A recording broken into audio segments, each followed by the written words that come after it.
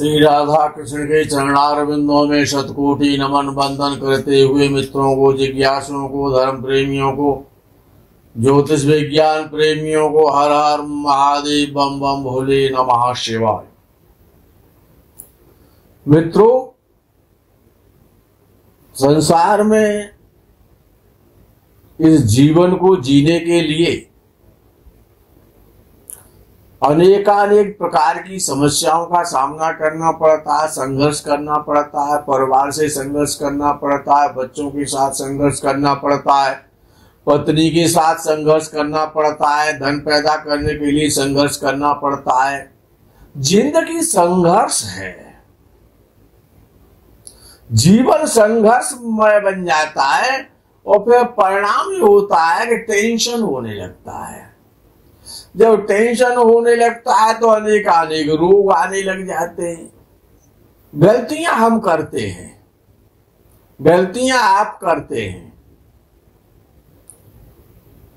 अच्छा, लोगों को घरों में गार्डन बनाने का शौक होता है। कोई किचन गार्डन बनाता है, लंबी चौड़ा स्थान है, कोठी है उसके पास। जिनके पास छोटे मकान है तो वो छोटा अपना गार्डन बना लेते, तो उसमें घास पौधे, पेड़ पौधे, पनी लगा देते हैं, फुलवाड़ी लगा देते हैं। जिनके पास फ्लैट है वो अपने गमलों का प्रयोग करते हैं, अपने गमले रख करके अपने मन को प्रसन्न रखना चाहते हैं। लेकिन विषय ये है कि जो पौधे हैं या जो प्लांटेशन है, इनमें बड़ा रहस्य छिपा हुआ है। अब कोई कुछ लगा, अच्छा कोई कुछ किसी से पूछता भी नहीं है, समस्याएं आती रहती हैं। पत्नी से झगड़ा हो रहा है, पैसा नहीं रुक रहा है, काम नहीं चल रहा है, घर में क्लेश रहता है, घर में अराजकता बढ़ गई है, घर में नेगेटिव ऊर्जा पैदा हो गई है, बरकत नहीं हो रही है। तो आज विषय थोड़ा सा, यद्यपि ये भी ज्योतिष का विषय है कि जितने भी वनस्पतियां हैं, पेड़ पौधे हैं, ये सभी ग्रहों से और नक्षत्रों से संबंध है इनका। मंगल के पौधे भी हैं, मंगल के जो नक्षत्र हैं उनके भी प्लांट हैं, प्लांटेशन उनकी भी होती है। शनि के वृक्ष है, राहु के वृक्ष है, हर ग्रह का वृक्ष है, हर ग्रह का वृक्ष है। ज्योतिष शास्त्र में सबका वर्णन आता है, ऋषियों ने कुछ नहीं छोड़ा है। अब हमको करना क्या चाहिए, किस ग्रह से संबंधित घर में हम पौधे लगाएं, चाहे गमले में लगाएं या जमीन में लगाएं या गार्डन में लगाएं अपने में, वो कौन से पौधे हमको लगाने चाहिए जिससे कि घर में सुख रहे, शांति रहे, बरकत बनी रहे, धन बढ़ता रहे, हमको किसी के पास मांगने नहीं जाना पड़े, ऋणी ना रहे हम। तो ज्योतिष शास्त्र के विद्वानों ने कहा है कि प्रायः शुक्र से संबंधित जो शुक्र वाले जो पेड़ पौधे हैं, जो प्लांट है, उनको लगाना चाहिए। दूसरे नंबर पे बुध से संबंधित प्लांट लगाने चाहिए। तो घर में शुक्र क्या है कि संसार के सुख, भूमि का सुख है, भवन का सुख है, धन का सुख है, शरीर का सुख है, पत्नी का सुख है, जितने प्रकार के सुख हैं उनका कारक एकमात्र शुक्र ग्रह है।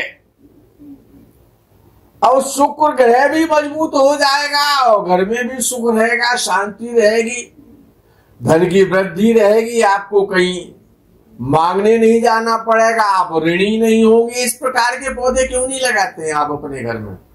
अब लोग अनार लगाते हैं, जबकि वास्तु शास्त्र और ज्योतिष विज्ञान ये कहता है कि अनार का वृक्ष घर आवास में नहीं लगाना चाहिए। केले का वृक्ष घर में नहीं लगाना चाहिए। पपीते का वृक्ष घर में नहीं लगाना चाहिए। अमरूद का वृक्ष भी घर में नहीं लगाना चाहिए। आम का प्लांट लगा सकते हैं आप। आम बृहस्पति है, शुक्र भी है और बृहस्पति भी है। जब आम का फल पक जाता है तो वो बृहस्पति हो जाता है, और जब वो कच्चा होता है या आम का जो वृक्ष होता है वो शुक्र है। तो आम का प्लांट लगा सकते हैं। गन्ना नहीं लगाना चाहिए घर में कभी भी। और मित्रों, जितने भी कांटेदार जो वृक्ष हैं, चाहे वो भले ही गुलाब है, ये तो गुलाब कांटेदार है, और तो कुछ ऐसे भी गुलाब आते हैं जिन पर कांटे नहीं होते, लेकिन प्रायः जो देशी गुलाब होता है उस पर कांटे तो होते हैं। कुछ विद्वानों ने तो गुलाब का समर्थन किया है, कुछ विद्वानों ने इसका विरोध भी किया है कि क्योंकि वो कांटेदार वृक्ष है, यदि है गुलाब उस पर कांटे हैं तो आपके घर में क्लेश तो रहेगा। कांटेदार वृक्ष लगाने से चाहे वो कैक्टस क्यों ना हो, चाहे वो बेल का वृक्ष क्यों ना हो, जिन वृक्षों पर कांटे हैं, चाहे वो बैंगन बेलिया है, जिन पर कांटे हैं, इन जीवन में सुखी रहना है, परिवार में शांति रखना चाहते हैं, तो कभी भी कांटेदार वृक्ष नहीं लगाना चाहिए आवास के अंतर्गत। चाहे आप बड़ी कोठी में रहते हैं या आप छोटे से मकान में रहते हैं, चाहे फ्लैट में रहते हैं, कभी भी कांटेदार वृक्ष नहीं लगाना चाहिए। एक नया शौक और चल गया है कि शनि का जो वृक्ष होता है लक्ष्मी कारक माना जाता है। हम भी मानते हैं, शनिदेव उससे प्रसन्न होते हैं, लेकिन उस पर भी तो कांटे होते हैं। जितने भी कांटेदार वृक्ष हैं, यदि आप सुखी रहना चाहते हैं घर में, अपनी संतान को सुखी प्रसन्न देखना चाहते हैं, अपनी पत्नी को सुखी देखना चाहते हैं, तो कांटेदार वृक्ष मत लगाइएगा। अनार है नहीं लगाना है, केला है नहीं लगाना है, गन्ना नहीं लगाना है, पपीता नहीं लगाना है। जिनके लिए विद्वान निषेध करते हैं सर्वथा, उन वृक्षों को आप अपने आवास में ना लगाएं। लगाना क्या है? सबसे ज्यादा जो कंपलसरी है, मोस्ट इंपॉर्टेंट, आप किसी भी जाति में है, किसी भी धर्म में है, किसी भी संप्रदाय में है, तुलसी लगाइए। तुलसी सिंगल पौधा मत लगाइएगा, श्याम तुलसी भी लगाएं। एक श्याम तुलसी होती है जिसका गहरा रंग होता है, काले टाइप में रंग होता है। एक होती है राम तुलसी। तुलसी का वृक्ष हर एक संप्रदाय, हर एक धर्म का व्यक्ति लगा सकता है, उसे लगाना चाहिए। कम से कम निरोग रहेंगे, डॉक्टरों के पास नहीं जाना पड़ेगा। यद्यपि तुलसी एक औषधीय वृक्ष है, आयुर्वेद का मूल है, जड़ है, जिसपे आयुर्वेद टिका हुआ रुका हुआ है। श्याम तुलसी लगाइए और राम तुलसी लगाइए, जोड़े से लगाइए, चमत्कार देखिए। फिर श्याम तुलसी लगाएं और राम तुलसी लगाएं, गमले में लगाएं, जमीन में लगाएं, जहां पर भी आपको जगह मिले अपने आवास में तुलसी अवश्य लगाएं। चंद्र यदि आपका खराब हो रहा है, यदि चंद्र आपका खराब हो रहा है तो पलाश का वृक्ष लगाएं। पलाश, जिस पर बड़े सुंदर फूल आते हैं, बसंत ऋतु में घनघोर फूल आते हैं, जिसको टेसू के फूल कहा जाता है। वो भी एक औषधि है अपने में, और चंद्र बलवान हो जाता है। पलाश का वृक्ष लगाएं। चंपा का पुष्प झाड़ लगाएं, चंपा लगाएं।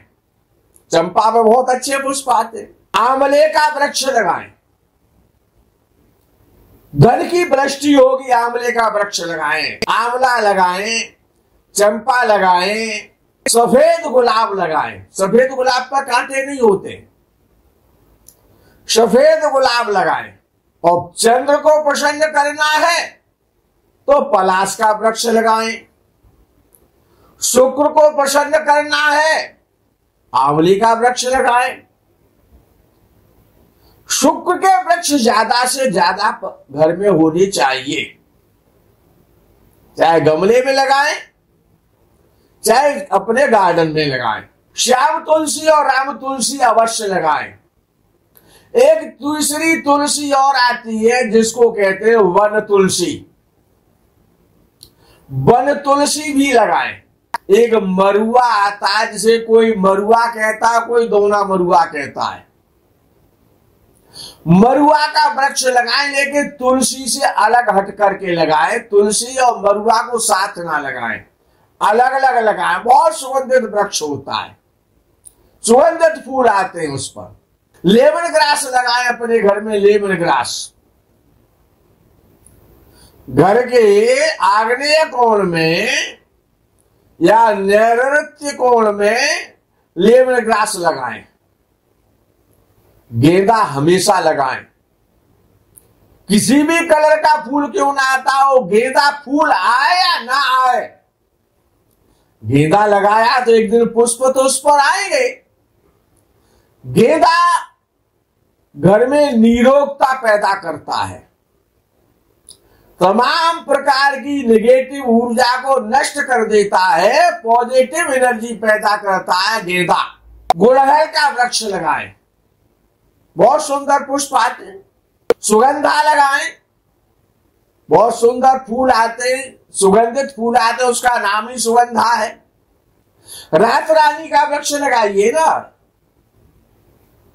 आप स्वस्थ रहेंगे, परिवार स्वस्थ रहेगा, पत्नी से अच्छे संबंध रहेंगे, सारा क्लेश खत्म हो जाएगा। रात रानी का वृक्ष लगाइए। हर श्रृंगार लगाइए अपने घर में। ये सभी शुक्र के वृक्ष है। सुगंधा है, रात रानी है, गेंदा है, हर श्रृंगार है। इनको आप अपने घर में लगाइए। धन की वृद्धि होगी, व्यापार रुका हुआ चलने लगेगा, परिवार निरोग हो जाएगा, सबका मन प्रसन्न रहेगा, उत्साह वर्धन हो जाएगा। चांदनी का वृक्ष लगाइए। चांदनी का वृक्ष शुक्र के लिए अति प्रसन्न है। शुक्र बहुत प्रसन्न होता है चांदनी के पुष्पों से। चांदनी का वृक्ष लगाइए, चांदनी का प्लांट लगाइए। कन्नेर का वृक्ष लगाइए ना, कन्नेर का प्लांट लगाइए। येलो कलर की भी आती है, व्हाइट कलर की भी आती है, पिंक कलर में भी आती है, रेड कलर में भी आती है। कन्नेर लगाइए अपने घर में। भगवती लक्ष्मी का वृक्ष है कन्नेर का वृक्ष। भगवान को परम प्रिय पुष्प है उसके। मोगरा लगाइए अपने घर में। मोगरा बहुत अच्छा वृक्ष है। मोगरा है, बेला है, इनको आप लगाइए। शुक्र की प्रसन्नता करनी है, शुक्र से ही धन आएगा, शुक्र से ही परिवार चलेगा, शुक्र से ही पत्नी प्रसन्न होगी, शुक्र से ही कन्या संतान को, यदि आप खुशहाल देखना चाहते हैं, कन्या संतान को कामयाब देखना चाहते हैं, घर में अच्छे बाण रखना चाहते हैं, अच्छी कोठी कार बंगलों में आप रहना चाहते हैं, तो मोगरा लगाइए, बेला लगाइए, चांदनी लगाइए, हरसिंगार लगाइए, रात रानी लगाइए, सुगंधा लगाइए। बेल लगाना चाहते हैं, बेल जो छा जाती है दीवारों पर, मालती लगाइए ना। बैगन बेलिया क्यों लगाते हो? कांटे हैं, क्लेश पैदा होगा, मन परेशान रहेगा, धन नहीं रुकेगा। मालती लगाइए, अपराजिता लगाइए। हर जगह आप अपराजित होंगे, कभी पराजित नहीं होंगे। बड़े सुंदर प्लांट होता है अपराजिता का। अच्छा, कुछ भी नहीं है, मिनी प्लांट लगाइए ना, जो छोटे पत्ते वाला होता है। मिनी प्लांट दो प्रकार का, एक तो बड़े बड़े पत्ते होते हैं, जो छोटे पत्ते वाला मिनी प्लांट लगाइए। अपराजिता का प्लांट लगाइए, मालती का लगाइए। इनको लगाने से आप प्रसन्न होंगे, आपका मन प्रसन्न होगा। कभी भी कांटेदार वृक्षों को मत लगाइएगा। जिनमें दूध निकलता है, जिन वृक्षों में दूध निकलता है, जैसे कि श्वेतार्क का वृक्ष है, जहरीला भी होता है, यदि भी लक्ष्मी का वृक्ष है, बहुत पवित्र माना जाता है श्वेतार्क, जिसे मंदार कहा जाता है, लेकिन उसमें दूध निकलता है। घर के बाहर लगाइए, घर में मत लगाइएगा। जो पौधे विषाक्त हैं, विषैले हैं या कांटेदार हैं, जीवन में यदि सुखी रहना है तो जो वृक्ष आपको दिए गए हैं, जो कांटेदार ना हो, विषैले ना हो, जो आपको बताए गए हैं, उन्हीं वृक्षों को लगाइएगा। मित्रों, राहु हमेशा पाखंड का कारक है। राहु पाखंड का कारक है, सॉरी। राहु यदि नवम भाव में हो, नवम भाव में हो, किसी भी राशि में क्यों ना हो, तो हमेशा पाखंडी बनाता है, ढोंगी बनाता है और विश्वासघात करने वाला बनाता है। पिता का भाव है, धर्म का भाव है, तो धर्म तो व्यक्ति करेगा, धार्मिक तो रहेगा, लेकिन पाखंडी ज्यादा होगा। उसके पिता भी संदिग्ध माने जाते हैं। दूसरे घर में यानी धन भाव में जितने ग्रह बैठे होते हैं, ऐसा विद्वान कहते हैं, धन भाव में जितने ग्रह बैठे होते हैं या धनेश, धन भाव का स्वामी, जितने ग्रहों से पीड़ित होता, प्रभावित होता है, या जितने ग्रहों के साथ युति बना करके बैठता है, जातक उतने ही व्यापार और नौकरियों को चेंज करता है, बदलता है। ये व्यापार कर रहा है तो द्वितीय भाव में जो ग्रह बैठे हैं वो परिवर्तन कराएंगे व्यापार में। द्वितीय जितने ग्रहों से प्रभावित है, युति के द्वारा प्रभावित है या दृष्टि के द्वारा प्रभावित है सर्विस क्षेत्र में, तो आप उतनी बार आप सर्विस को चेंज करना पड़ेगा।